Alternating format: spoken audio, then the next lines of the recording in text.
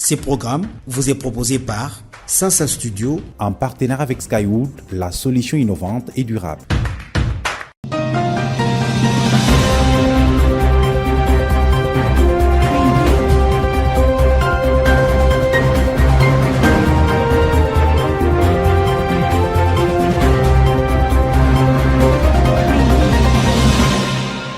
Madame, Messieurs, très heureux de vous retrouver dans les comptes de Sasa Magazine, votre rendez-vous hebdomadaire d'information.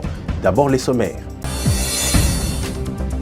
Réunion du comité des ministres des Finances et de l'investissement de la SADC, le président de ce comité, Nicolas Kazadi, rappelle que les principes économiques fondamentaux sont facteurs de développement dans la sous-région. Sasa Magazine. Clément Kalambadi, élu secrétaire général adjoint du Forum de Rois de l'Afrique centrale, il a été fêté par ses pairs du Kasaï central ce vendredi. Sasa Magazine. Et puis, focus dans ce numéro de Sasa Magazine sur le centre d'instruction militaire de Kitona qui subit une métamorphose 64 ans après.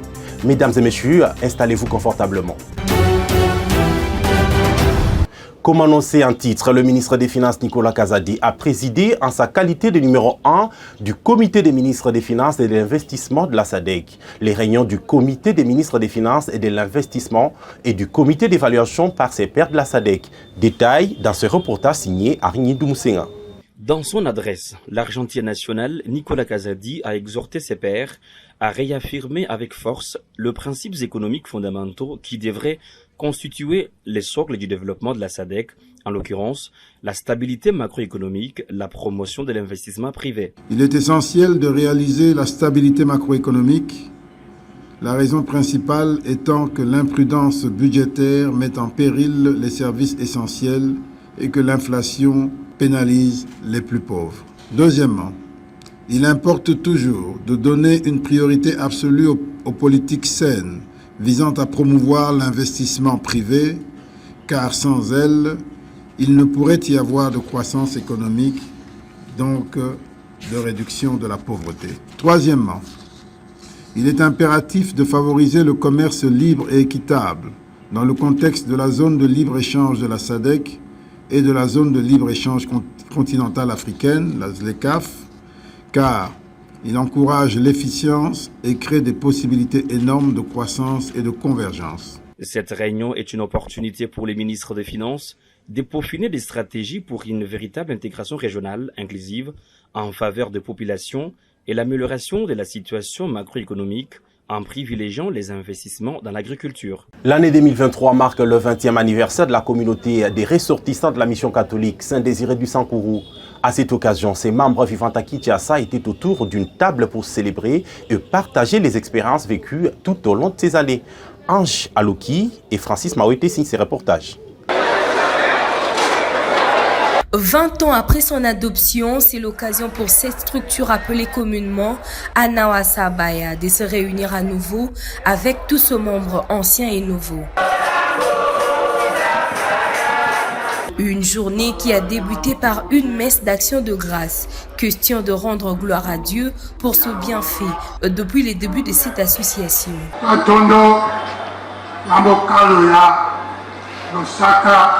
Dirigé par un président suivi d'un vice, 2 secrétaires, 2 caissières, 2 chargés de relations, un comité des sages ainsi qu'un comité organisateur des activités. Bien hiérarchisée, cette structure remplit les conditions qu'il faut. Au cours de cette cérémonie, quelques brevets ont été remis aux partenaires de cette structure. Étaient présents à l'activité plusieurs grandes personnalités de la communauté, en l'occurrence l'ancien vice-premier ministre de l'Intérieur, Daniel Asselo. Faisant partie de la structure, le président actuel, Jean Djaté, avait demandé à l'assistance d'observer 1 minute de silence en mémoire de l'un d'entre eux, Chérubin Okende, qui nous a laissés il y a quelques jours. Au moment où elle fête ses 20 ans, il est nécessaire de rester optimiste pour les années à venir. Cette activité était clôturée sous l'ambiance d'un concert musical animé par les chantres de la dite structure.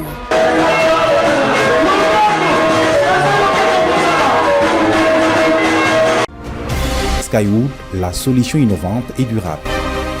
Désigné secrétaire général adjoint du Forum de rois d'Afrique centrale, le chef Clément Kalambadi, roi de Bachilangé, est fêté ce vendredi 21 juillet 2023 par ses pairs, autorités traditionnelles et la population du Kasaï central. Une procession est partie de la place de la gare SNCC de Kananga jusqu'au gouvernorat des provinces où un mémorandum a été lu. Espérant Daniel Kamboulou et Passi Kabouya nous en parlent. C'est à travers cette marche de joie que les autorités traditionnelles du Kasaï central ainsi qu'une frange de la population centrale kassaïenne ont célébré l'élévation du roi de Bachilangé, Clément Kalambadi, au poste du secrétaire général adjoint du Forum des rois et des traditions pour le continent d'Afrique. Cette marche est partie de la gare SNCC jusqu'au gouvernorat des provinces où Mwanangana a été présenté officiellement au gouverneur de province John Kabeashi Kayi. À cette occasion, les autorités traditionnelles ont émis le vœu de voir l'accompagnement du gouvernement provincial pour récupérer la maison traditionnelle Louloua et frères, comme le dit Jean-Claude Mpompa, exécutif de la NATC Kasaï centrale. Plusieurs forats se sont réunis et les derniers en date viennent de se tenir tout récemment à Lubumbashi.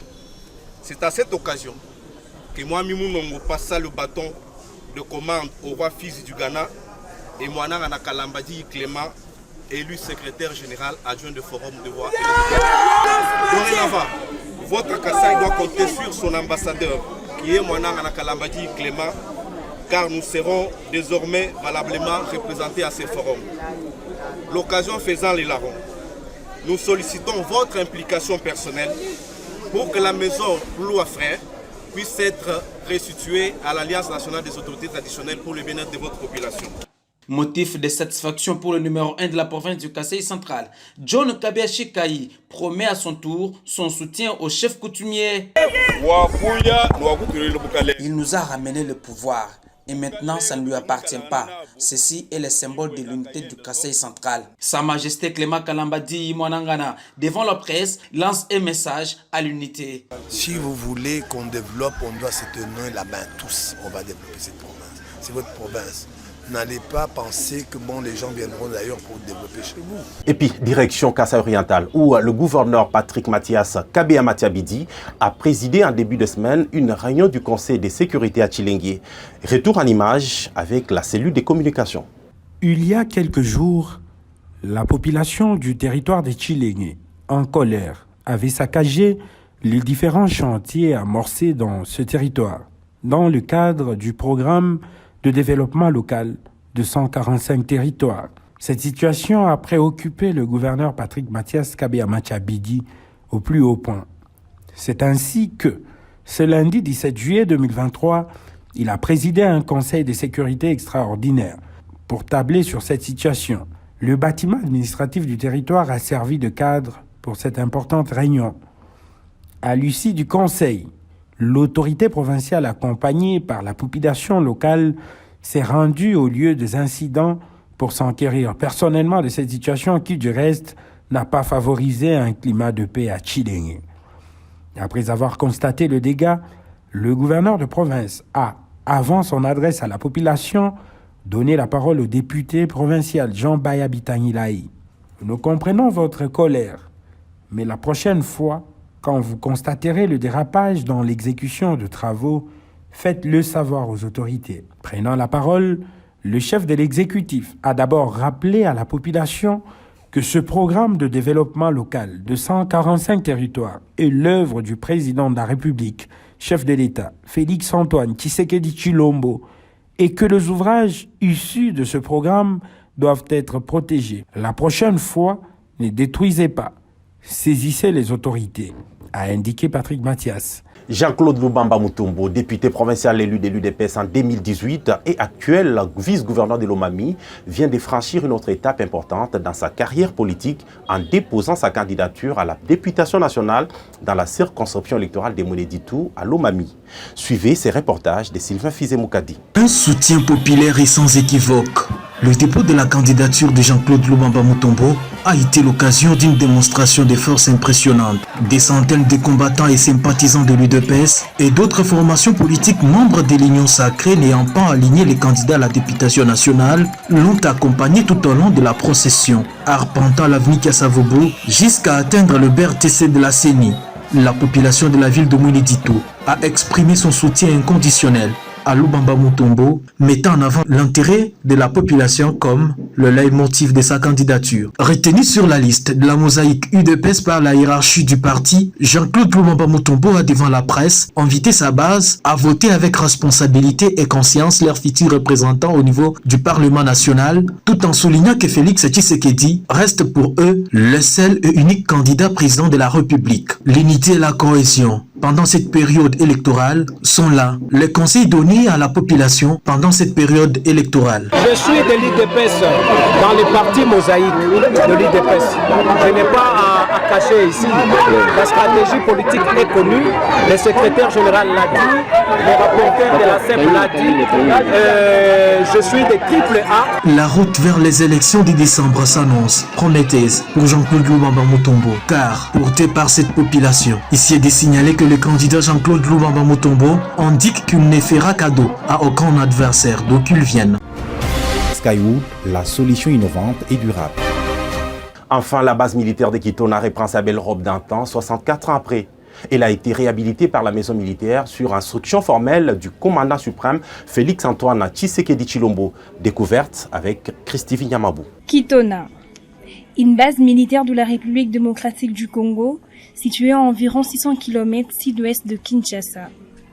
Construite après la Deuxième Guerre mondiale, vers les années 60, ces centres d'instruction continuent à jouer un rôle important dans la formation de soldats congolais.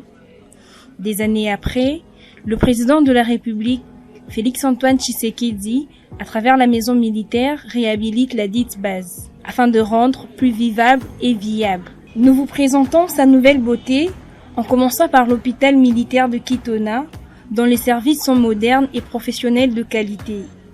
Bien équipés dans tout le service, une salle d'attente, des chambres d'hospitalisation communes et privées, un bloc opératoire, une salle d'accouchement, des bureaux de luxe, ainsi qu'une morgue moderne. À l'espace de quelques jours, plusieurs bâtiments ont été construits, tels que le cuisine, des latrines, d'autres réhabilités comme le bureau principal du centre d'instruction, des dortoirs et salles d'études pour stagiaires, une construction de fosses pour nos latrines, une piste d'obstacles pour les entraînements commando, l'arrêt total des érosions sur le site. Kitona possède aussi sa propre usine de puration d'eau potable pour qu'à partir de robinets de la base, les recrues puissent de l'eau propre et ainsi lutter contre les maladies hydriques. Outre ces beaux ouvrages, voici la messe des officiers, réhabilitée par la maison militaire, ainsi que sa piscine pour des exercices de natation. Actuellement, Kitona est la plus belle base militaire de la RDC, la plus enviée, une fierté nationale. Merci d'avoir été des millions à nous suivre. Restez fidèles à C-Direct et tous nos médias partenaires. L'info continue sur notre site internet www.sasastudio.net.